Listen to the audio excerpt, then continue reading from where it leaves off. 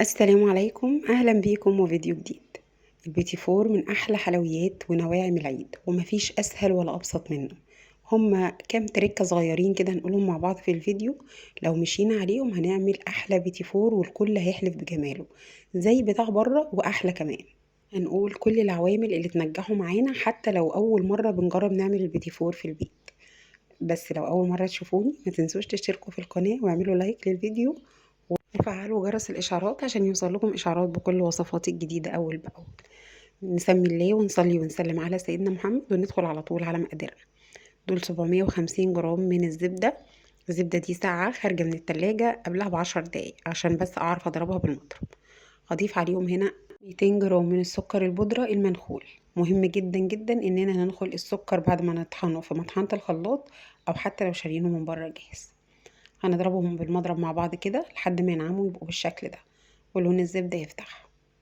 هلم الجوانب بالشكل البسيط السهل ده بالاسباتيولا كده علشان نبدأ نضيف البيض. البيض بقى هنا عندنا اكتر من تركة هنركز فيهم مع بعض. دول 3 بيضات، خد منهم بيضتين كاملين وصفار التالتة، وهنشيل البياض بتاع البيضة التالتة. ده في حالة لو احنا عايزين البيتي فور بتاعنا يطلع ناعم ومقرمش في نفس الوقت. طيب لو حابين البيتي فور يطلع ناعم يعني بيدوب دوبان كده، يبقى هنستخدم صفار 3 بيضات ومن غير بياض خالص. نركز بس في المعلومة الصغيرة دي عشان بجد بتفرق. طيب ولو عاوزينه مقرمش قوي ومش فيه نعومة يا دوب كده زي اللي بيحبوا يبلوه في شاي او شاي بحليب، هنعمل ايه؟ هناخد 3 بيضات كاملين، صفار وبياض مع بعض. انا الوصفة بتاعتي هنا خدت بيضتين كاملين وصفار البيضة التالتة بس. وطبعا البيض في كل الأحوال بدرجة حرارة المطبخ. هنضيف عليهم معلقة صغيرة زي ما شفنا كده من الفانيليا السايلة، وضروري نستخدم مع البيتي فور أو البسكوت فانيليا سايلة عشان بيكون أحسن كتير من الفانيليا البودر، بتقضي تماما على زفارة البيض. لمينا كده المكونات مع بعض، الزبدة بالسكر بالبيض بالفانيليا. هنيجي بقى للتركة برضو المهمة جدا، نوع الدقيق. نوع الدقيق يا جماعة هو ده اللي هينجح الوصفة معاكي أو لأ. يعني نجيب دقيق خاص بالكحك والبسكوت زي سنبلة الفرات او دوبيلا، يا اما نجيب متعدد الاستخدام بس يبقى دقيق فاخر زي الضحى. انا اعتمدت السنه دي الضحى في كل المقادير بتاعتي وفي كل نواعم العيد، واداني نتيجه بجد تحفه. ايه المعلومه المهمه في موضوع الدقيق تاني؟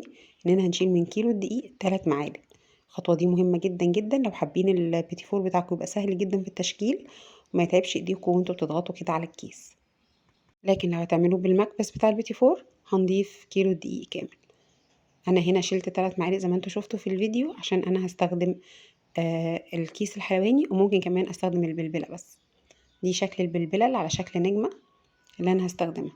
المعلومة كمان المهمة اننا بعد ما بنضيف الدقيق على المكونات احنا ما بنعجنش، يا دوب بنلم المكونات كده بصوابعنا. هنبدأ نشكله بقى كده بكيس الحلواني. صدقوني سهل جدا جدا مفهوش اي مشكلة. انا هرصه كده في صواني ألمونيوم مش مدهونة اي مادة دهنية. كده كده البيتي فور فيه كمية دهون كفاية جدا تخليه ما يلزقش. لو حابين تعملوه كله بالفانيليا اعملوه، لكن انا هاخد جزء من العجينة هعمله بالشوكولاتة. يعني هضيف عليه معلقتين من الكاكاو. بنشكل كده كل الحاجات. عايزه اقول لكم كمان معلومه مهمه، لو في الصيف نشتغل في مكان يكون بارد شويه، مكان يكون فيه تكييف او مروحه، او نشتغل اخر النهار عشان بجد الحر بيأثر جدا على نتيجه البيتي فور. وساعتها ندخل العجينه التلاجة بعد ما نخلصها ونظبطها، وناخد منها جزء جزء على قد الوقت اللي هنشكل فيه. ده اللي بالشوكولاته. انا ضفت عليه معلقتين من الكاكاو الخام الاسباني ومعلقه واحده من الحليب. مش بعجن، برضو بلم بصوابعي كده علشان يديني نتيجه كويسه جدا والعجينه ما تقدمش مني. بسكوت والبيتي فور والكحك ما بيتعجنوش، يا دوب بنلمهم كده بصوابع ايدينا. وده اللي بالشوكولاته استخدمت فيه القمع الورده. انتوا استخدموا البلبله اللي انتوا حابينها. لو حابين تستخدموه كله بنفس البلبلة عشان تلزقوه في بعض، سواء شوكولاتة مع أبيض أو أبيض مع أبيض، براحتكم. بس أنا مش بحب ألزق البيتي فور في بعضه، بحسه بيبقى تقيل. يعني هي دوب واحدة كده نغمسها كده جوه الشوكولاتة ونحطها في المكسرات وكده بيبقى أحلى بيتي فور بجد. بنضيف بقى واحدة كده من البيتي فور اللي بالعجينة الأبيض اللي بالفانيليا، علشان دي اللي هتوضح لنا إن كان البيتي فور اللي بالشوكولاتة استوى ولا لسه، لأن انتوا عارفين طبعا بيبقى غامق ومش بيبان. التسوية بقى فرن مسخن مسبقا على درجة حرارة 160 170. في الرف اللي في النص بياخد تقريبا 12 دقيقة. بفتح عليه الشواية لو حابين لونه يبقى محمر كده شوية. بصوا كده ما شاء الله لا قوة الا بالله، النتيجة بجد مبهرة. ما شاء الله كيلو دقيق بيديني كمان كمية كويسة جدا. الدنيا سهلة. الزبدة نقدر نستخدم لو النيوزيلندي غالية، نقدر نستخدم زبدة فرن، نقدر نستخدم كريستال، اي زبدة كويسة انت تكوني معتمداها. نيجي بقى لخطوة التشكيل. عندي ده باكو من الشوكولاتة الخام. انا جايبة سما حلوة جدا جدا. قطع الحمام مائي بالشكل اللي احنا شايفينه ده، بتسيح في ثانية. وبعد ما بتسيح بنضيف عليها معلقة واحدة صغيرة من الزيت، يكون نوع كويس عشان طعم الزيت بيبان فيها جدا.